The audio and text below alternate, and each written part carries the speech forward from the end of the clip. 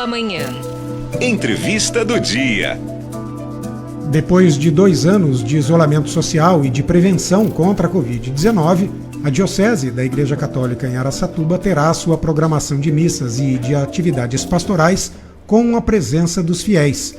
Para falar sobre isso e também do significado da Páscoa, estamos recebendo no nosso estúdio o Padre José Carlos Guabiraba. Bom dia, Padre, tudo bem com o senhor? Bom dia, Marcelo. Bem, graças a Deus. Bom dia a todos. Bom dia.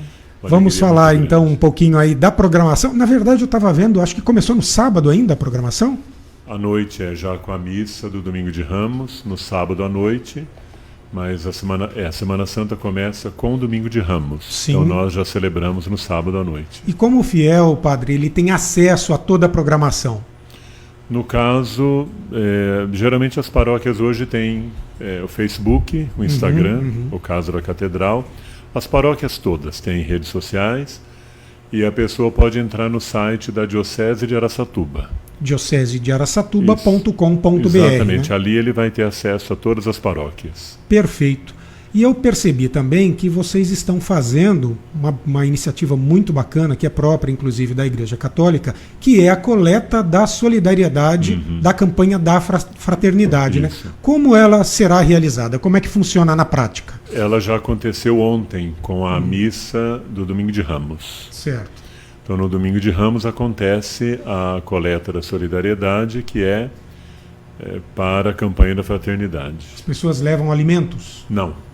A coleta da missa, coleta em dinheiro, O dinheiro é revertida para a campanha da fraternidade e utilizada em prol dos objetivos da campanha da fraternidade daquele ano. Neste caso, este ano, a educação.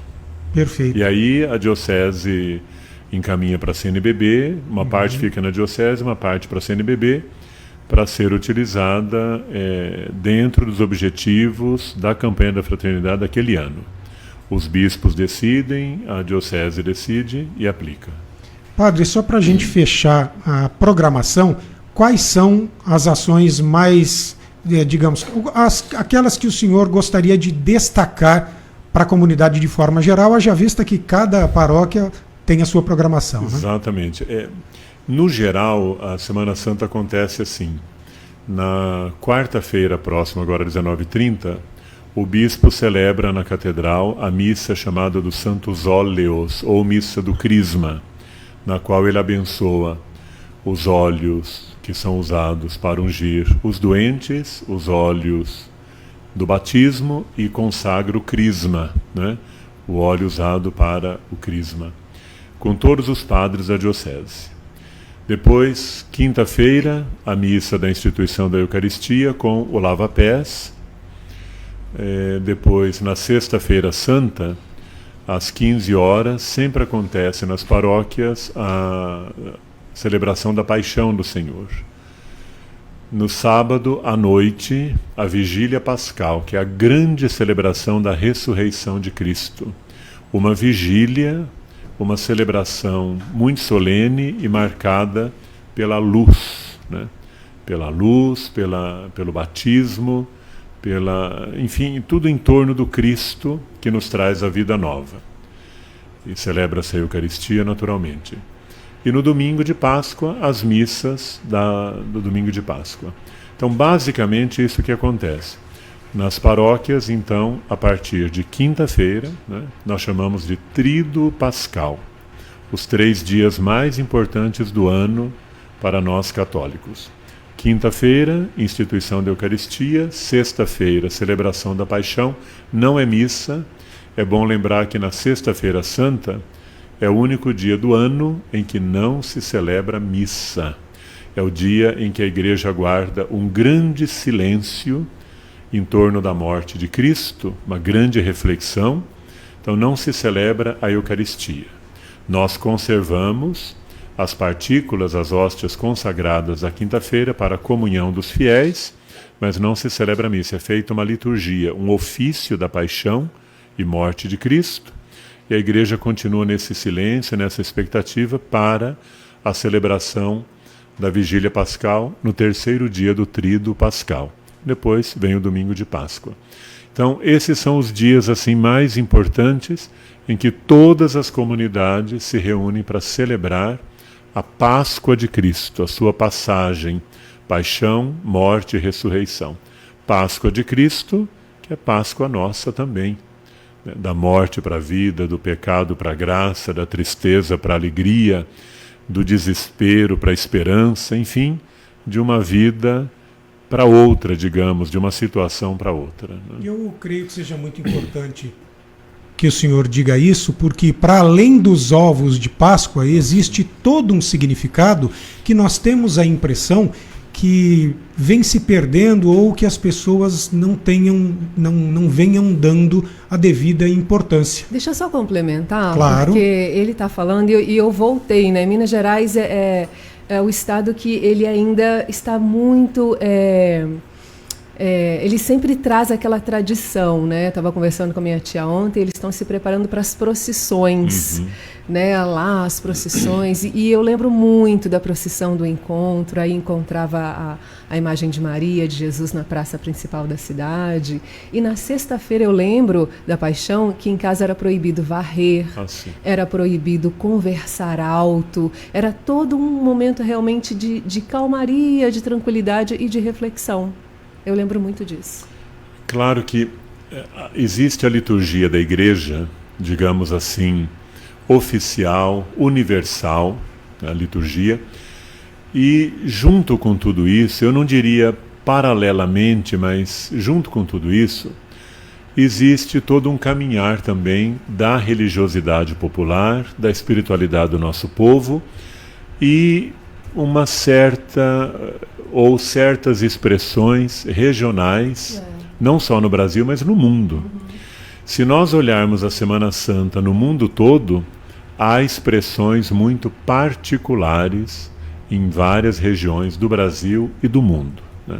Então nós celebramos a liturgia como a Igreja nos propõe, digamos assim, oficialmente, se é que podemos usar essa palavra, dentro dessa comunhão, né, na liturgia universal da Igreja. Mas é claro, com o passar do tempo, também existe todo um saber popular, todo um caminhar popular que vai enriquecendo as celebrações da Semana Santa. Porque, afinal de contas, a fidelidade deve acontecer com liberdade e criatividade, e a liberdade e a criatividade devem acontecer dentro da fidelidade. Uma coisa equilibra e ajuda a outra.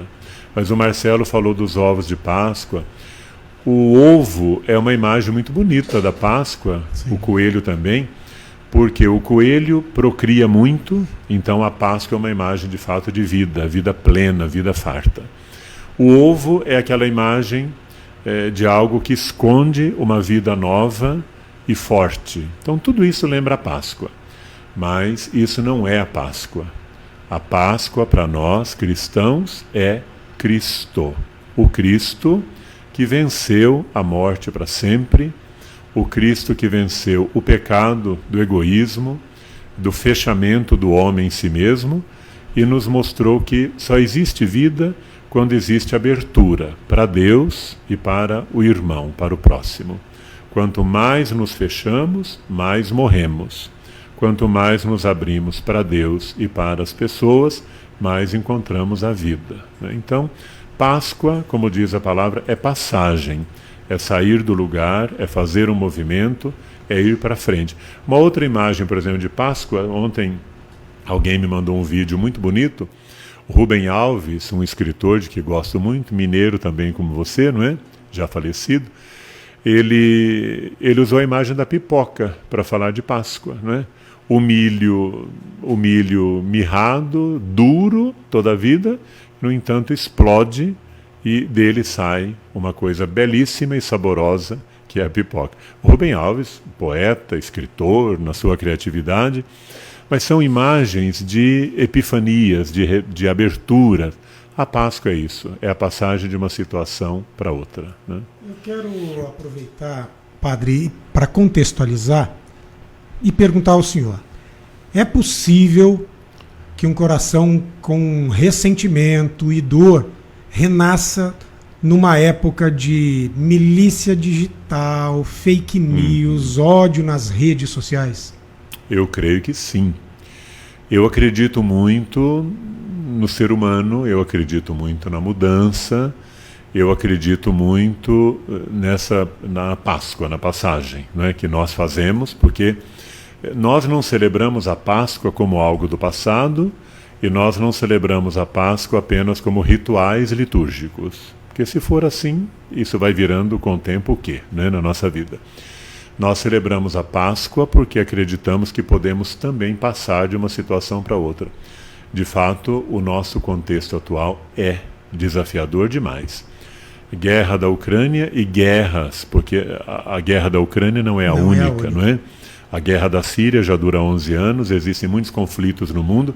Nossas guerras urbanas também são terríveis, né, no Brasil e em outras partes do mundo. Você falou milícias digitais e outras milícias, fake news, ódio que se espalha, não é? Eu acredito que o nosso olhar de cristãos para tudo isso deve ser um olhar de esperança e um olhar que chame para a mudança. Nós precisamos reaprender o amor, a solidariedade, que são valores que transformam. Quando nós falamos em Semana Santa, muitas vezes fica gravado em nós um conceito assim, de uma ideia de sofrimento apenas, não é? E eu gosto de lembrar as pessoas, nós não fomos salvos pelo sofrimento de Cristo, mas pelo amor dele. O sofrimento de Cristo foi consequência do seu amor. Primeiro vem o amor, o sofrimento vem como consequência. Então não parar naquela imagem do sofrimento pelo sofrimento, mas o amor de Cristo é que nos salva e é o amor dele que nós contemplamos e procuramos imitar. Então eu acredito que é possível sim um coração ressentido, um coração magoado, marcado por toda essa enxurrada de coisas negativas, terríveis que existem, mudar, desde que a pessoa se disponha a mudar o olhar, o jeito de encarar a si mesmo e encarar os outros, né? Perfeito. Padre, nosso tempo está se esgotando. Eu quero ler aqui uma mensagem ao Sandoval, que o senhor conhece melhor do que eu. Nosso amigo querido. Não é? Está desejando bom dia, falou que é muito bom ouvir o senhor, que é uma pessoa clara, sucinta, esclarecida. De fato, fazia tempo que a gente não conversava, né? E o senhor, né? De fato, o senhor continua pedalando? Não pedalo, mas por umas limitações aqui por causa de umas questões de hérnia e tal, mas faço outras atividades, filho, não podemos parar. Né? Eu estou por aí também, começando a sentir algumas dores, pensando em fazer outra coisa. Mas quando a gente não pode fazer uma coisa, a gente faz outra, mas não pode parar, né? É isso. Padre, muito obrigado pelas informações. Lembrando a todos que quiserem ter acesso à programação da Diocese de Araçatuba, entre nas redes sociais ou mesmo no site diocesedearaçatuba.com.br. Marcelo, só mais duas mensagens aqui. O Rui Celso disse, uma catequese, palavras simples e sábias. E a Cristina Simões, estou tão emocionada, espero que possamos olhar com mais respeito e amor ao próximo. Se Deus quiser, com a graça de Deus, é isso que nós haveremos de fazer. Muito obrigado. Feliz e Santa Páscoa a todos. Obrigado à Nova Brasil, a vocês, queridos jornalistas. Que Deus nos abençoe a todos e nos ajude a lançar um olhar mais esperançoso para o mundo, para as pessoas e para o nosso próprio coração. Obrigado. Amém. Amém. Que assim seja.